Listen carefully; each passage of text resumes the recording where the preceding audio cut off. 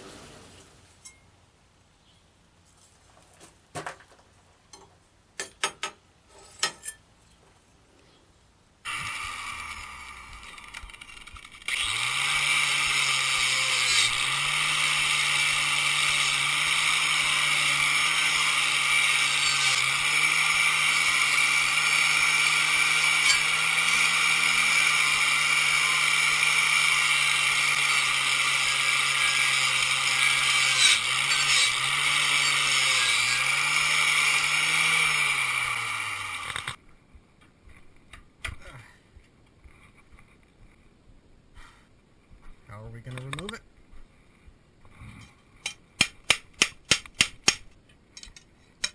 That's better.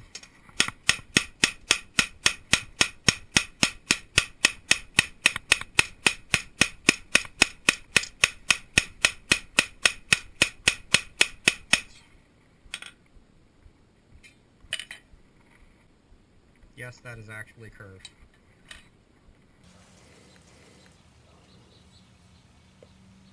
Check out that warp.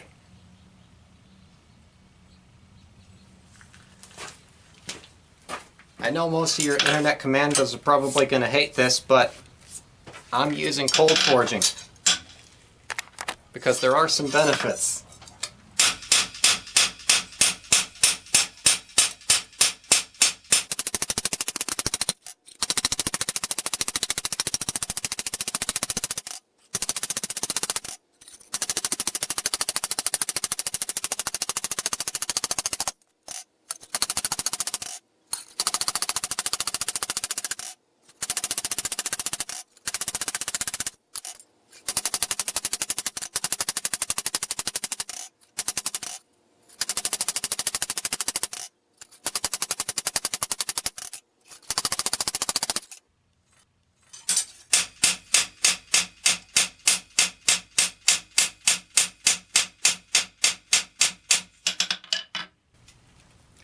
There's a couple things cold forging will do. 1. Cold forging can help reduce the grain size, refine the grain of the steel. 2. It can slightly harden it, but mostly through the refinement of grain, it becomes tougher and stronger even after heat treatment, because rather than going through a bunch of normalization cycles to refine that grain slowly, it can be cold worked, slightly deformed to refine the grain structure, and then just hardened. 2. It can be used to help straighten the blade. Obviously I already had it very straight, and through the cold hammering here I've made it really warped. I've turned it into a banana and then forged it back straight. But if there was a warp or a bend in it, this can help straighten it, and it will also refine and smooth out the surface, as well as pop off a good majority of the scale. If I hadn't wire brushed this before I did this, I'd probably be at about the same point, but at the same time, you're also going to be forging some of the scale into the surface, so you probably want the scale off. But if you cause it to bend and warp, particularly on a stump, if you hammer it on a stump, then the stump will give and it'll be springy, so that it'll actually bend more drastically. But in any case, it helps refine the surface of the steel, smooth it out, because you're doing a bunch of little hammer blows, planishing the surface. Helps to refine the grain structure. It makes a tougher blade in general.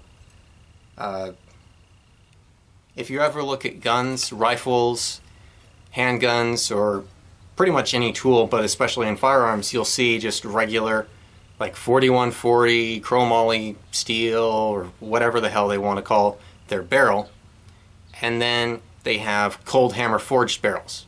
What's the difference between the regular one and the cold hammer forged? Well, it's been cold hammer forged. That just means that it's been forged as a billet while it's cold rather than while it's hot. It may not be room temperature, but it's at least colder than normal forging temperature, and that helps to refine the grain structure if you're not going to heat treat it. Or even if you are going to heat treat it, you don't have to go through the same heat treatment process to achieve quite the same results. So there are benefits to cold forging, but for most modern blades, modern steels, it's not really necessary. For this one, however, I didn't normalize it, I didn't anneal it. I'm trying to go for a forged finish, so I'm not wanting to grind all of this off. I wanted to do the hand forging and then cold forging, because I'm going to harden this and just call it good. Harden it, grind it, call it good.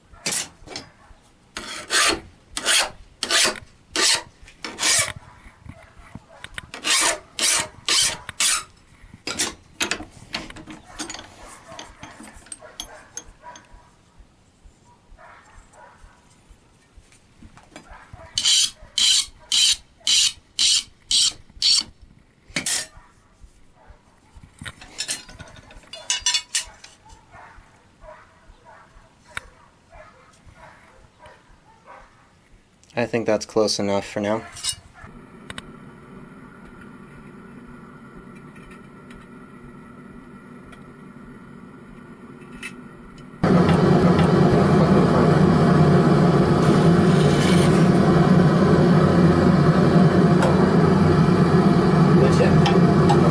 That's it.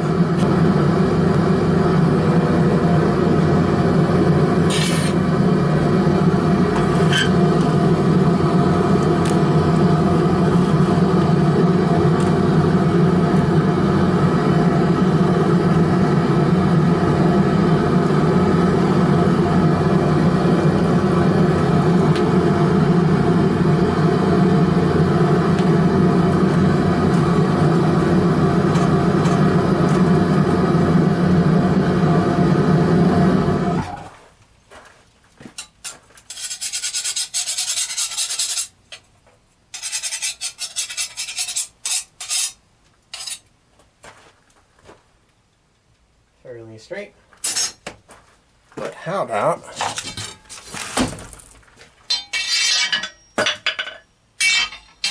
we grab some plates. We stick our guy between our plates. And then we stick our plates into our vise. No, we want those. We want those. Come on. Ow, ow.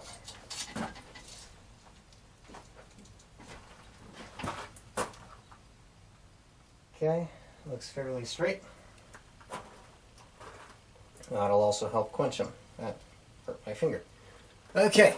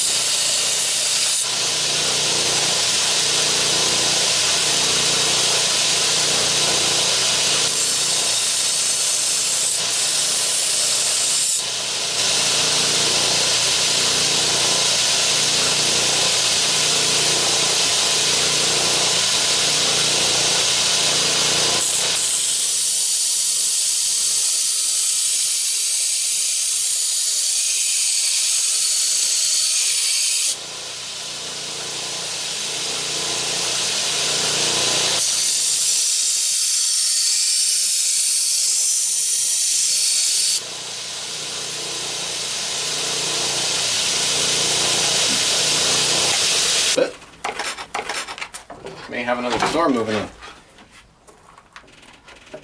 Here's an 80 grit moving up.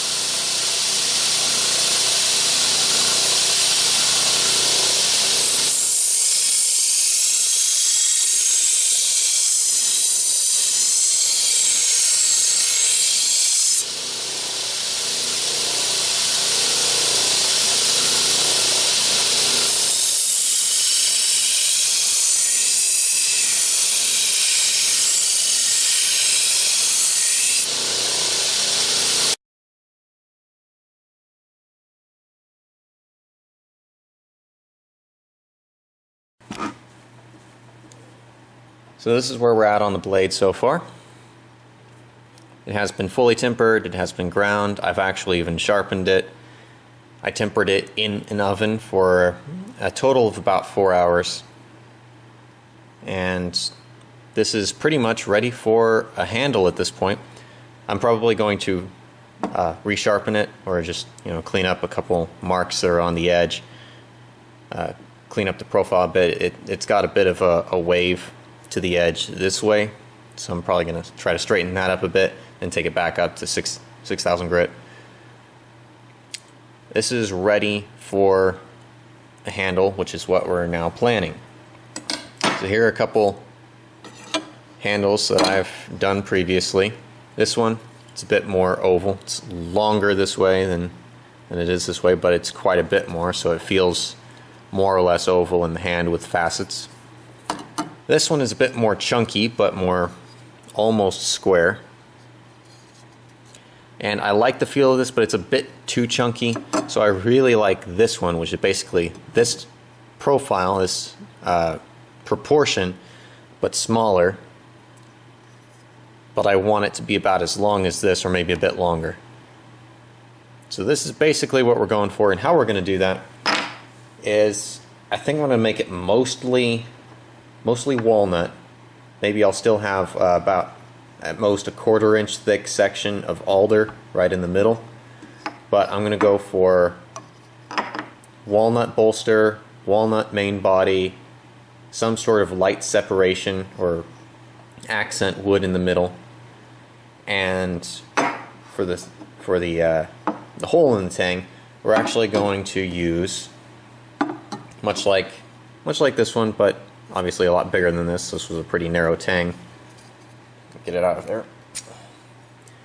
This is a pretty narrow tang. So that used like a 3/8 inch dowel rod, 3/8 inch hole. We're going to go 1/2 inch because that's about the width of this tang.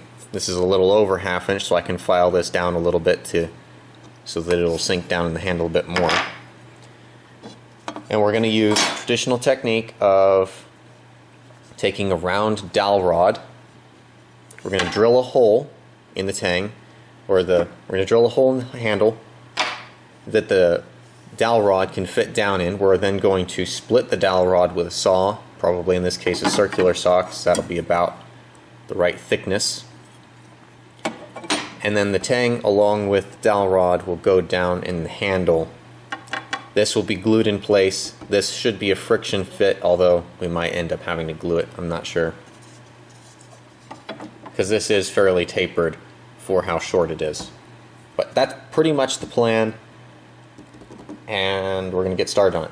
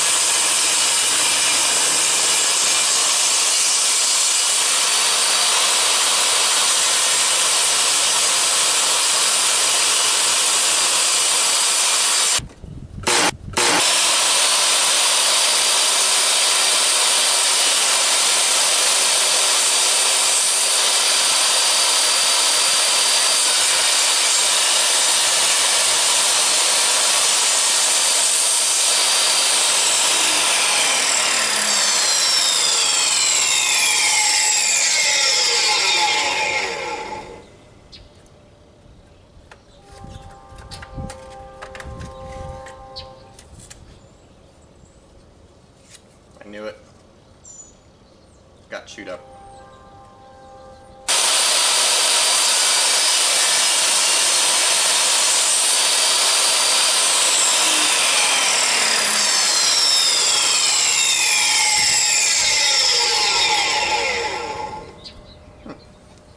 There we go.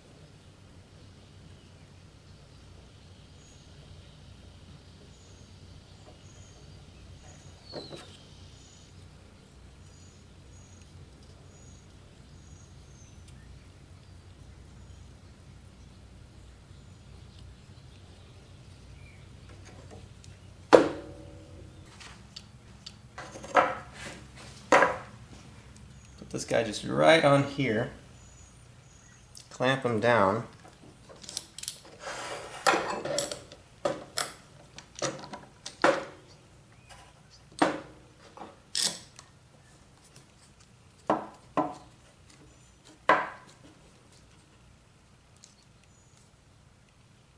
That's better.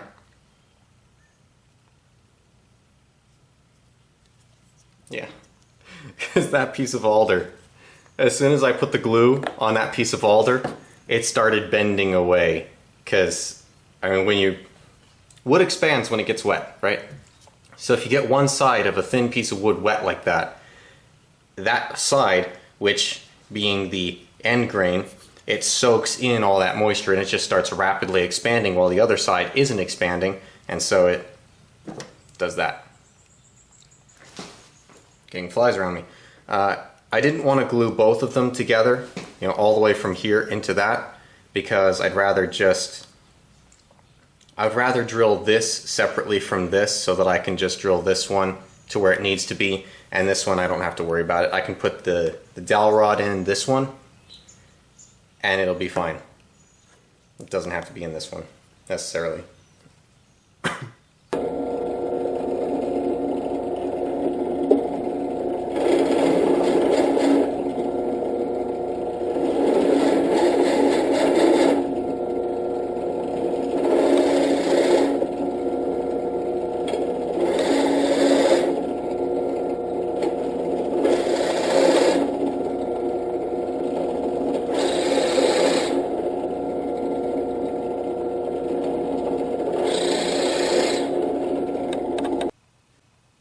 Alrighty, we've got some holes here, and we've got a hole even into this one, which when we stick this in here, we're actually in the bottom. Oh, I actually am hitting the bottom. Okay, so we've got that, and that goes there, and you can see we've got a bit of space still. This one we stick in here, goes almost all the way to the top, and we may be able to, once we have our dowel rod in there, we could probably file the corners on those down, or we can clean these corners up, we can kind of square these corners up for it to fit. Before I do this, I want to point out this is actually a stupid idea. You really need to have a sacrificial fence or something, because this can really damage your fence if you get it too close here. So what I'm going to do is I'm going to line it up, the center of the blade to the center of the dowel. You really want to be safe with this. Not just turn the saw off, unplug the saw. I'm just going to line up the center of that blade to the center of that dowel. Put in my ear pro.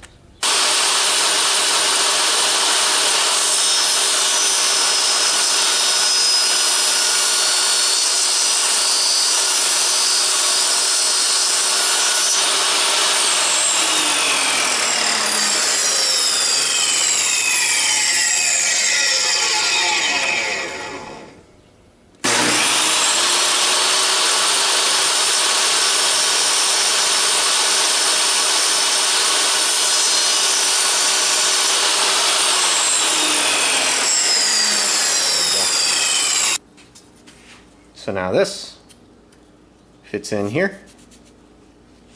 Huzzah. And then this will go down in there.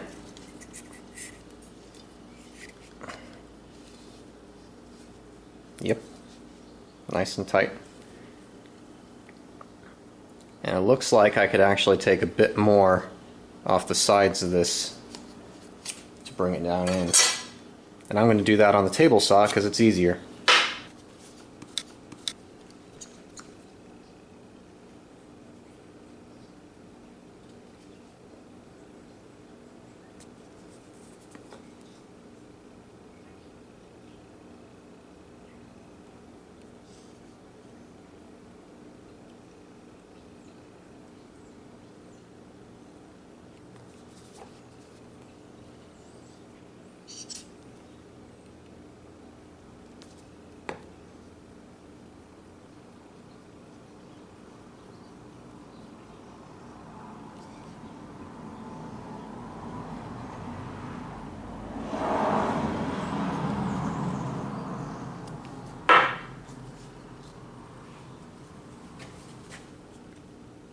Have an index mark. So this is going to come in here, right to that index mark. Stick this guy in here.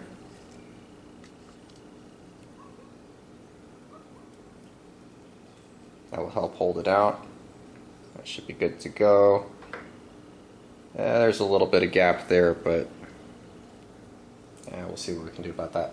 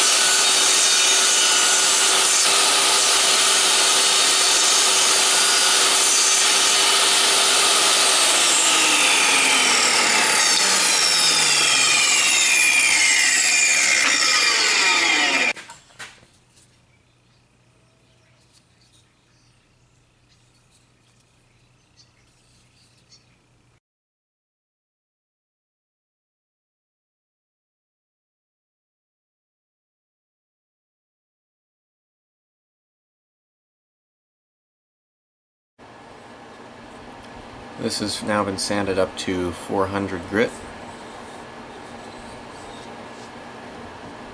I'm going to use some Danish oil.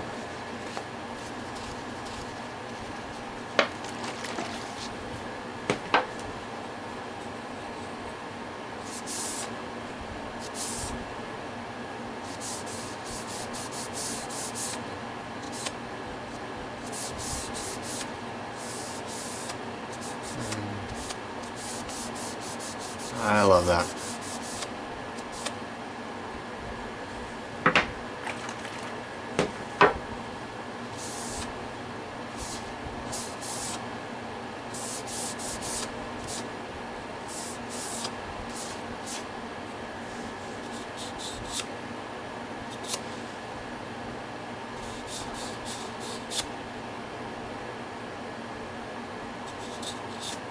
And the end grain will soak up quite a bit of oil. So all we're going to do is we're going to apply several coats of this over the course of the next day or so. Apply a coat, let it soak in, a couple hours later, wipe off the excess, wipe in another coat, so on and so forth. Especially on the end grain, we want the end grain to get a good amount of oil. The best way to do that is to saturate your rag and then just sort of wipe on to where you have some excess just soaking on there. Same on the other end. The more oil you can get on the ends, the better. That's about where that's good. Looks great. Let that soak in and dry. After a while, wipe off the excess, apply another coat. Do that multiple times. It is finished. Almost finished. There's a couple things I need to do. I need to finish up the satin on the spine. Probably going to run that on the belt grinder, 150 grit to 300 grit or something. And I need to clean up the finger choil in here. That's still rough ground, and then the sort of black oil finish from the quench. So I need to clean that up. Need to finish the spine, but the handle is done. It looks great. I love the finish on the blade itself. That forged finish. It's beautiful.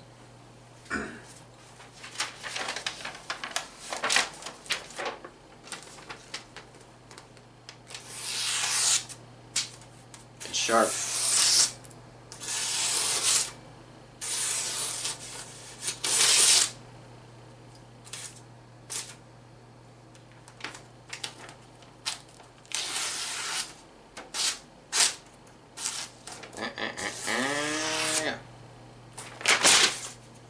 Pretty sharp.